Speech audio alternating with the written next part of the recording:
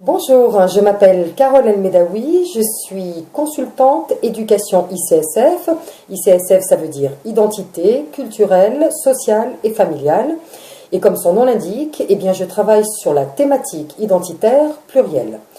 Je travaille donc sur les identités, les cultures, les religions, les sociétés, les familles, les êtres humains. Et comme son nom l'indique encore, j'interviens par l'éducation dans ces domaines et en direction de plusieurs cibles, à savoir les institutionnels, les entreprises publiques ou privées et les particuliers. Cette nouvelle activité de consultant éducation ICSF que j'exerce en profession libérale fait suite à un master spécifique dont je suis titulaire et fait suite à un projet de fondation du même nom, la Fondation Éducation ICSF ou encore Fondation pour l'éducation aux identités culturelles, sociale et familiale. C'est un projet de fondation d'utilité publique dont j'ai eu l'idée en 2007 et que j'ai présenté à l'époque au président de la République, à savoir M. Nicolas Sarkozy, et pour lequel j'ai été reçue à l'Élysée par son conseiller à l'immigration et l'intégration à sa demande. Alors ce projet n'a malheureusement pas pu aboutir en France, faute d'argent m'a-t-on dit, bien que l'idée ait été validée comme très intéressante et innovante, et confirmée d'ailleurs par M. Brice Hortefeux, à l'époque ministre de l'Immigration, de l'Intégration et de l'Identité nationale. Mon idée, mon projet a même été validé comme très utile et indispensable par la Fondation Annalint, qui œuvre pour le rapprochement des cultures, ainsi que par nombreux intervenants politiques internationaux de très haut niveau, lors des Meddes 2008 de Tanger au Maroc, où se déroulait un forum international pour l'Union pour la Méditerranée et où j'étais présente.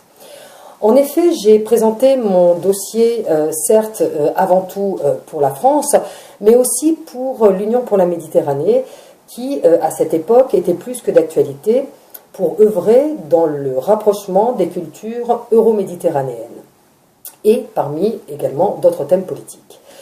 Un projet de fondation de ce niveau, ce sont aussi des fonds, des engagements financiers relativement importants, donc je dis bien relativement, et des engagements moraux, des soutiens et des engagements politiques, des choix politiques.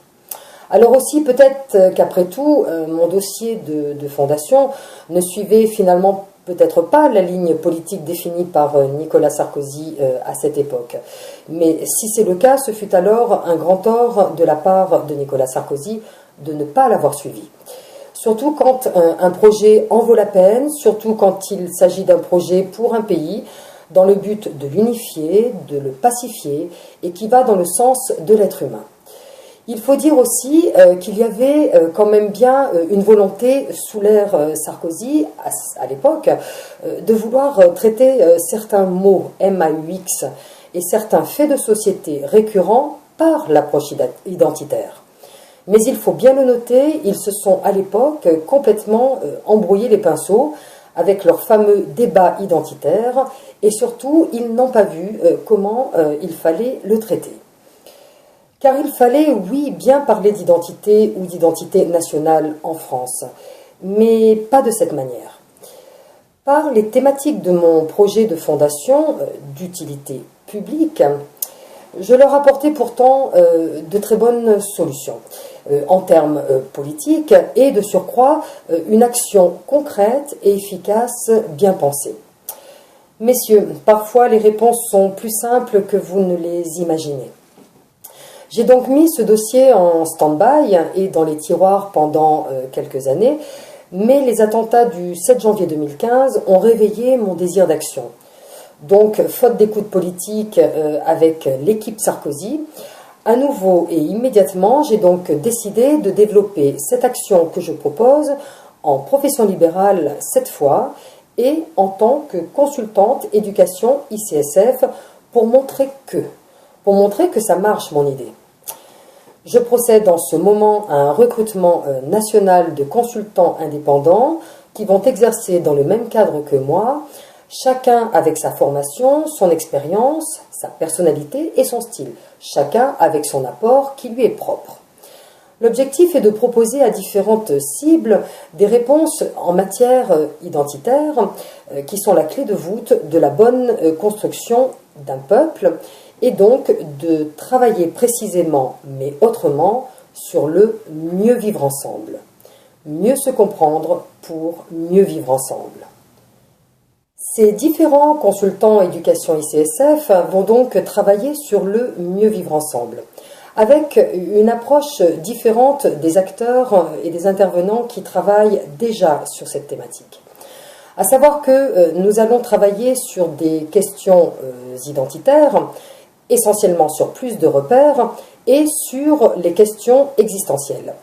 La base de travail de notre action est d'aider à répondre autrement aux fameuses questions existentialistes « qui suis-je ?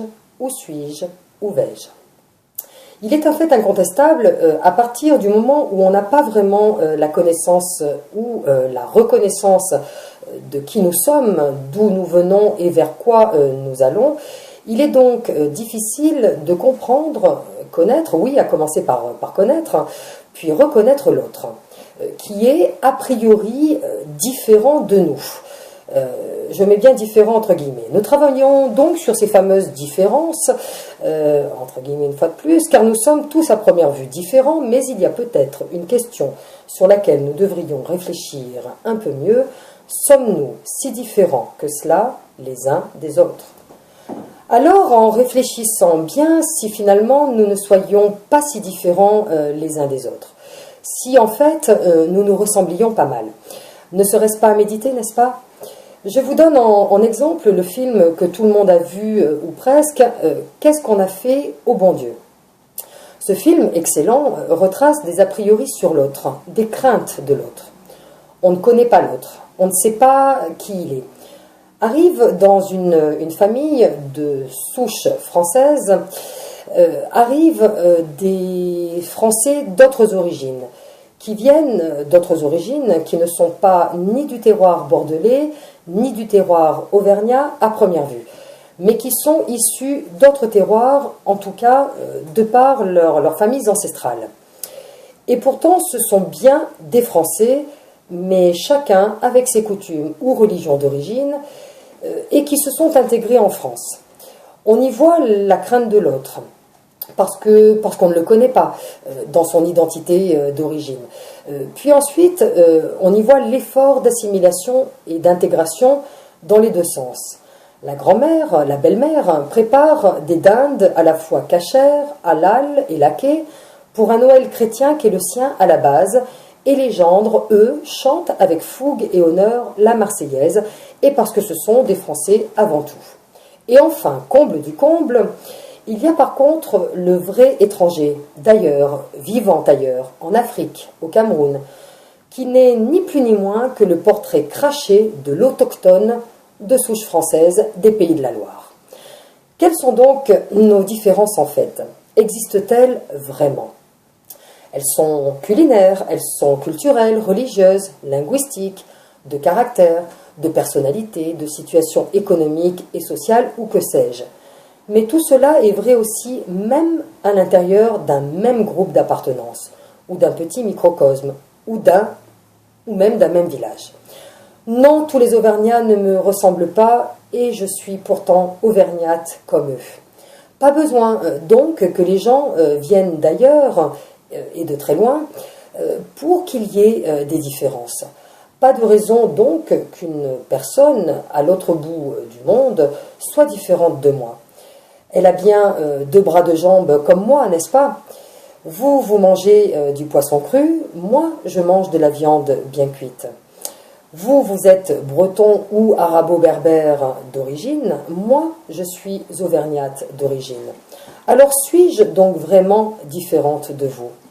Fondamentalement, je ne le crois pas. Et pour moi en Auvergne, figurez-vous qu'il y a des gens à première vue bien plus différents de moi qu'en pays arabo-berbère, où j'y ai trouvé des gens qui me ressemblaient davantage que les Auvergnats, que mes propres Auvergnats. Notre action veut être concrète et différente.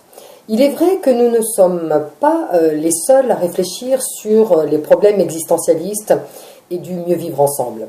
Les philosophes, les intellectuels, nombreux intervenants qui travaillent actuellement sur les problèmes de laïcité, de morale laïque, sur tous les enseignements que l'on peut ou pourrait donner à nos enfants dans les écoles. Mais il s'avère qu'il y a encore un manquement sur les thèmes à traiter, à savoir la thématique identitaire. On se bagarre pour savoir si on doit sortir l'arme identitaire ou pas. Est-ce qu'elle va choquer ? Est-ce qu'elle va être comprise? Est-ce qu'elle va apporter un changement? Est-ce qu'elle va convaincre? Est-ce qu'elle va rassembler ou au contraire diviser? Va-t-elle favoriser le communautarisme? Ce que les politiques n'ont pas compris, c'est que bien traitée, elle va calmer les incertitudes et les maux. Alors pourquoi les politiques en auraient-ils peur? Pourquoi voudraient-ils la contourner? En 2007, pendant les années Sarkozy, on a fait mine d'eux. On a tourné en rond pour chercher en fait des bonnes solutions, mais on n'a rien fait finalement. Peut-être aurait-on dû mieux m'entendre dans mes propositions.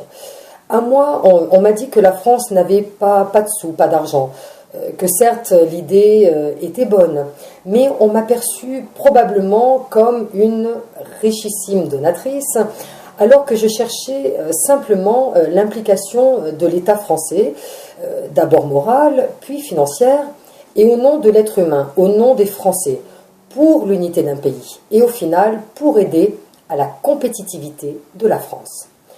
Car ce sont ni plus ni moins les hommes qui font de grandes nations.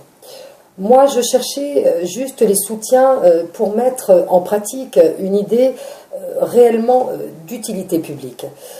Au dire de l'actuelle ministre de l'Éducation nationale, Madame Najat Vallaud-Belkacem, suite aux attentats du 7 janvier 2015, qui ont, pour le positif, engendré un sursaut national, un réveil d'unité, les moyens, on va les trouver, dit-elle. Merci, Madame la ministre. Considérons donc que c'est comme en cas d'épidémie, les questions identitaires, mais bien traitées, pour l'unité nationale, doivent être une politique publique priorité numéro 1. Alors, pour tous ces acteurs, quels qu'ils soient, qui réfléchissent sur ce mieux vivre ensemble, pour tous ces acteurs notamment du ministère de l'Éducation nationale qui cherchent d'autres solutions éducatives, comment alors leur apporter de nouvelles solutions en matière d'éducation pour participer efficacement au traitement des problèmes de violence scolaire, par exemple?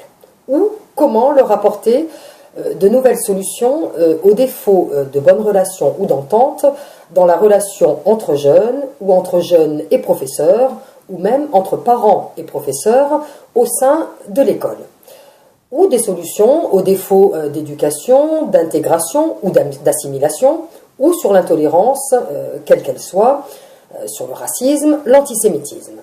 Comment donc aider les personnels éducatifs à traiter ces maux au sein des écoles, car ce sont des problèmes d'éducation avant tout?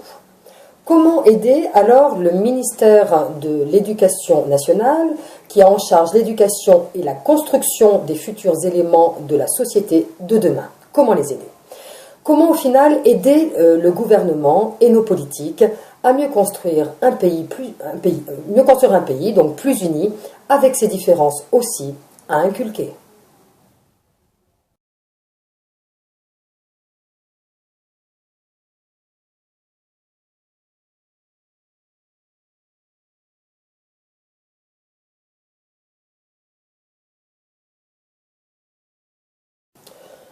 Comme je le disais à l'instant, les premiers en charge de l'éducation sont les personnels éducatifs et enseignants, avant même les familles, pour une raison simple, pour le temps qu'on passe à l'école.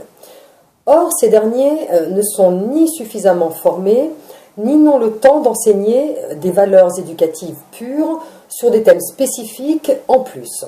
Ils sont donc démunis. On propose déjà des cours d'éducation civique, juridique et sociale, les fameux cours de CJS, mais ils sont insuffisants. On voudrait peut-être rétablir la morale ou la récitation de la Marseillaise, pensant que ce serait une bonne solution. Mais cela reste insuffisant, encore une fois.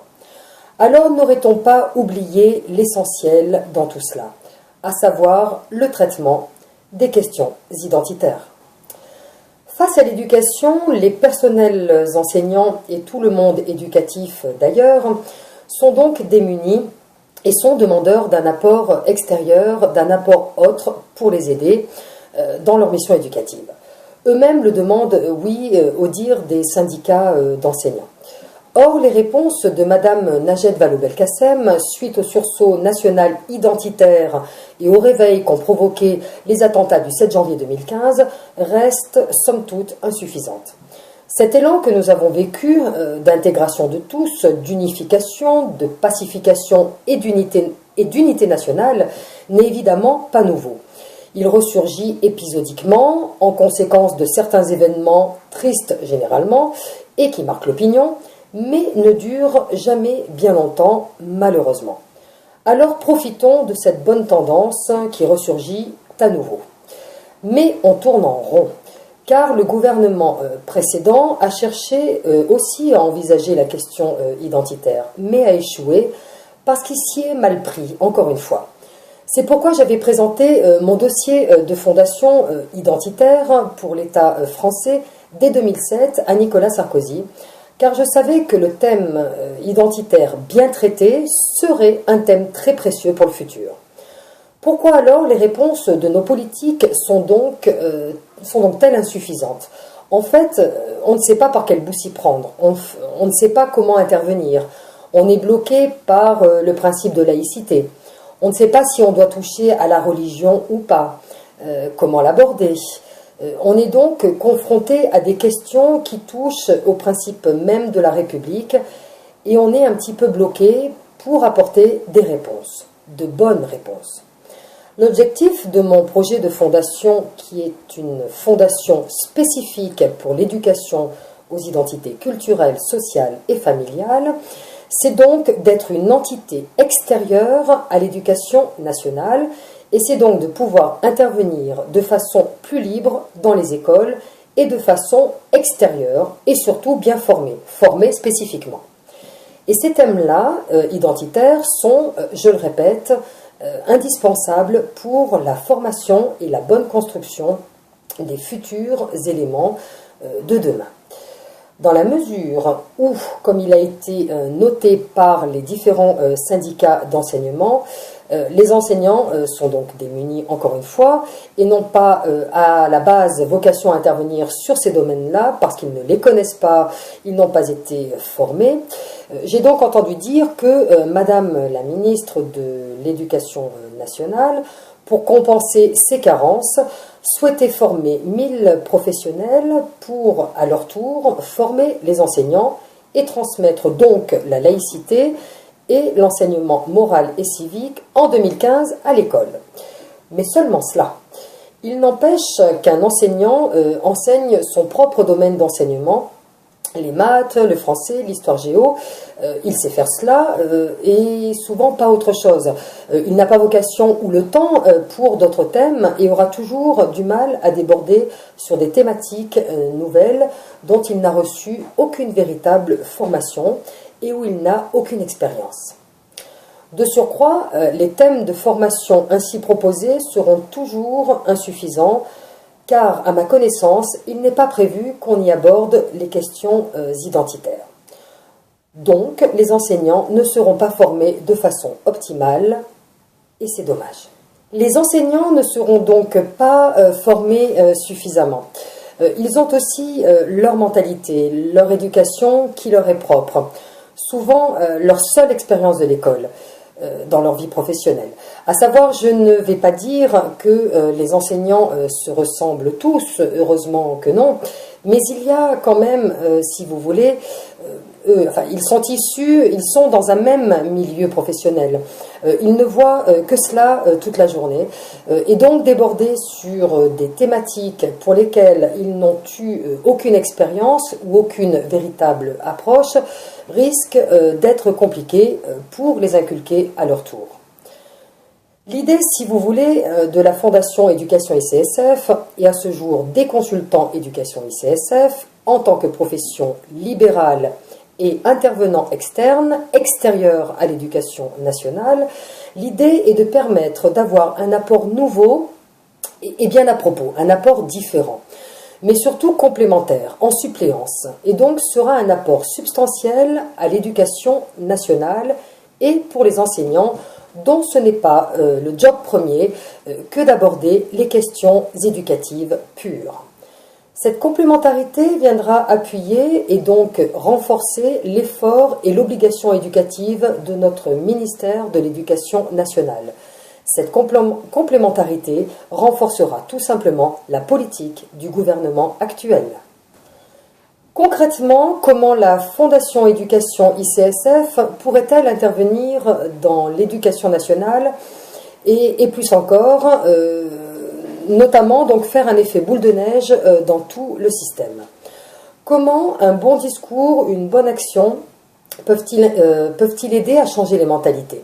La Fondation a donc vocation à intervenir pour suppléer, pour aider les personnels enseignants et éducatifs qui seront démunis, qui ne seront pas suffisamment formés et qui seront peut-être formés sur des choses intéressantes, mais des éléments vont manquer, et je le répète, ce sont les éléments identitaires. Dans un premier temps, nous allons évoluer, et vous l'avez compris, avec des consultants éducation ICSF, puis plus tard avec les personnels de la Fondation Éducation ICSF. Nous allons donc intervenir par des cours dans l'éducation nationale qui, je l'espère, un jour pourront être validés par le ministère et pourront donc être totalement intégrés dans les programmes d'enseignement de la maternelle jusqu'au lycée. Bien évidemment, nous allons adapter nos enseignements. Il est évident que l'on ne s'adresse pas de la même manière à un enfant de maternelle qu'à un lycéen de terminale. Nous allons donc évoluer avec différents outils pédagogiques et visuels adaptés. Et nous n'allons pas qu'intervenir dans l'éducation nationale. Il est prévu également d'autres lieux éducatifs. Je vous détaillerai cela plus tard. Donc ça, c'est grosso modo le but du projet de fondation. Un consultant éducation ICSF, dans un premier temps, aura peut-être moins d'éléments, moins d'outils à sa disposition. Mais en tout cas, son savoir-faire, son expérience qui lui seront propres et la formation spécifique qu'il aura reçue dans le cadre de son activité de conseil sur les thématiques qui sont les nôtres, pourra parfaitement se débrouiller avec les outils qu'il aura en sa possession, ces outils à lui, dans un premier temps. Il est très important dans le cadre du développement de ce projet de fondation que je puisse le faire entendre à niveau national, au niveau du ministère de l'Éducation nationale et même au niveau de Monsieur le Président de la République, Monsieur François Hollande. J'aimerais donc pouvoir faire appliquer, mettre en place cette fondation, de trouver les fonds, trouver les engagements, trouver les personnels. Ça sera quelque chose d'un peu plus simple à trouver. Mais à commencer déjà par tous les engagements financiers, les engagements moraux, de gens qui valideront l'idée, verront son intérêt et de comment cette fondation pourrait collaborer à une meilleure formation des enseignants et personnels éducatifs, des élèves et des parents aussi. Puisque j'ai quand même oublié de vous préciser quelque chose d'important, il s'agira d'une école participative et réellement participative. C'est un petit peu ça l'objectif aussi derrière cette fondation. Donc il y a un chamboulement aussi à revoir, à faire dans l'éducation nationale. Comment arriver à que tout le monde soit formé ou s'auto-forme ou se forme entre eux pour qu'un jour la fondation puisse se défaire de l'éducation nationale et que ses membres puissent évoluer de façon autonome. Oui, c'est bien à Monsieur François Hollande que j'aimerais présenter le dossier de Fondation Éducation ICSF. Oui, c'est à mesdames et messieurs du ministère de l'Éducation nationale que j'aimerais montrer comment, dans un premier temps, des consultants éducation ICSF peuvent intervenir de façon autre et sur des thématiques non traitées encore dans l'éducation nationale. Oui, j'aimerais pouvoir obtenir le soutien que j'attends, que je n'ai malheureusement pas eu en 2007 avec le président Sarkozy. J'aimerais donc que nos politiques puissent comprendre quels sont les enjeux, au lieu de les fuir, quels sont les enjeux d'aborder la thématique identitaire qui manifestement leur fait peur, de répondre au qui suis-je, où vais-je, de traiter tout cela de façon autre, d'ouvrir les esprits, de faire en sorte que nous soyons ouverts à l'autre de façon mieux formée, pour éviter tout ce que l'on peut, tout ce que l'on rencontre dans la société plus tard, à savoir toujours les mêmes problématiques, la violence, la discrimination, la bêtise, le racisme, l'antisémitisme, le défaut de compréhension de l'autre, l'intolérance, quelle qu'elle soit, et nombreuses autres problématiques ou mots qui doivent être traités différemment et de façon urgente. On a effectivement dans le passé essayé de travailler, de réfléchir à tout cela, de comment apporter des réponses autres, intelligentes, mais on n'a pas encore vraiment trouvé des solutions. On n'a pas encore trouvé des solutions parce que parfois on se complique. Oui, je crois qu'on se complique beaucoup trop, et parfois les réponses sont simples. Elles sont tout simplement humaines. Oui, les réponses sont simples et elles sont humaines. Et parfois on ne voit pas toujours tout. Nous voulons donc je veux apporter quelque chose d'autre, quelque chose de différent. Et j'espère qu'on pourra entendre cette fois ce message. En tout cas, c'est ce que je souhaite. Et puis, je ne dirai pas vive la France ou vive la République, mais je dirai vive consultant éducation ICSF pour pouvoir aboutir à un futur projet de fondation éducation ICSF qui me tient à cœur, dont l'utilité publique est certaine, qui va innover, qui va apporter quelque chose de différent et qui va changer le visage de la France, vous pouvez me croire. J'ai donc besoin de rencontrer les meilleurs et les plus hauts interlocuteurs pour pouvoir le développer et qu'on puisse soutenir ce projet, cette action qu'est la mienne. Merci à vous, merci de m'avoir entendu et je vous dis à très bientôt. Merci, au revoir.